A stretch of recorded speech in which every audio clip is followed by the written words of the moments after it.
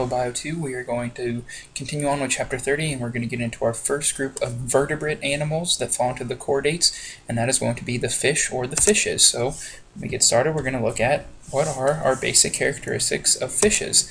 And fishes is a correct word, it can be used as the plural form.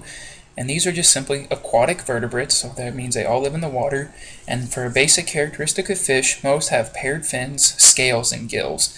And then below we have a lot of other labels. This is going to be some of the most basic anatomy found in most of the fish that we're going to look at. Obviously there's always exceptions, but this is just going to be kind of just like the basics of what most fish have. And we're going to get to all those terms throughout the course of this chapter. And so before we get into our current fish today, we're going to look at what are the important developments that fish have made throughout the course of evolution. So fishes and our non-vertebrate chordates probably evolved from a common invertebrate ancestor. So that means that there's one invertebrate ancestor that kind of gave rise to our lancelets, our tunicates, and our fishes as well. And then the evolution of jaws and the evolution of paired fins were important developments during the rise of the fishes. So these characteristic right here, this whole line here, when fish develop jaws and when they develop paired fins, really help them thrive, really help them grow, and really help them kind of dominate and take over the oceans. And so then our first fishes, so the earliest fish appear in the fossil record about 510 million years ago, and these fish did not have any jaws, so therefore they were jawless, and they had bodies that were covered with bony plates. So that's what our first fish looked like.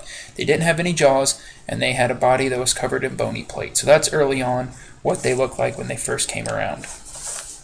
And then we actually kind of come to a time in the world that's known as the age of fishes. So that's when there was fish were really, this is when they took off the most, this is where they really developed and diversified and developed a lot of different species.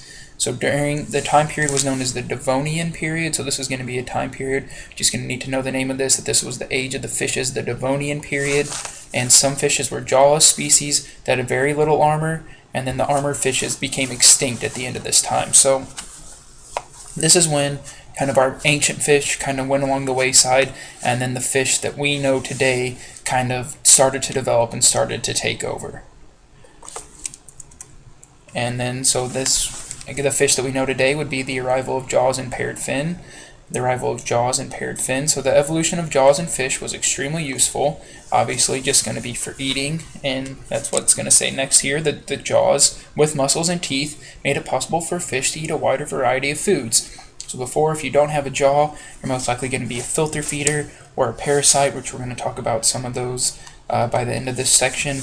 And then so when you have a jaw now, you can eat a lot of different things. And then also, if you have a jaw, you can defend yourself by biting something. So fish really started to take off when actually they did develop a jaw, because they could eat more and they could protect themselves, so therefore they could kind of spread out and kind of take off again, just like I said, evolve a lot of different things. And then as well as evolving jaws, fish evolved paired pectoral and pelvic fins. So pectoral being at the front end, at the anterior, pelvic being at the posterior portion, so kind of the front and back fins.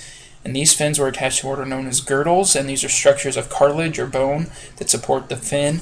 And cartilage is going to be another important word we're going to need to know about the fishes, because it's a strong tissue that supports the body and is softer and more flexible than bone. And we're going to see a whole group of fish that are just made up of cartilage here in a little while.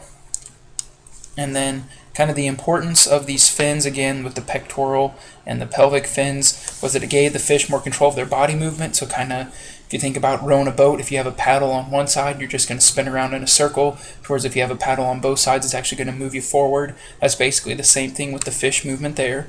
And then the tail fin that they had and powerful muscles gave fish greater thrust when swimming. So fins were a big evolution to help fish kind of, again, take off as well and to develop and be successful in the water. And so the rise of our modern fishes, so how the fish that we know today, how did they come along? So our early jawed fish soon disappeared. So our early ones that were covered in bony plates, they didn't make it too long. However, there was two major groups that continued to evolve and still survive today. So one group was the ancestor of our modern sharks and our rays, and they made a skeleton made of strong, resilient cartilage. And the other group evolved skeletons made of true bone. So that's going to be two of our three groups of fish, of our jawed groups of fishes that have made it to survive today. So that is our early evolution of fish. So now we're going to take a look at our fish, what they're like today.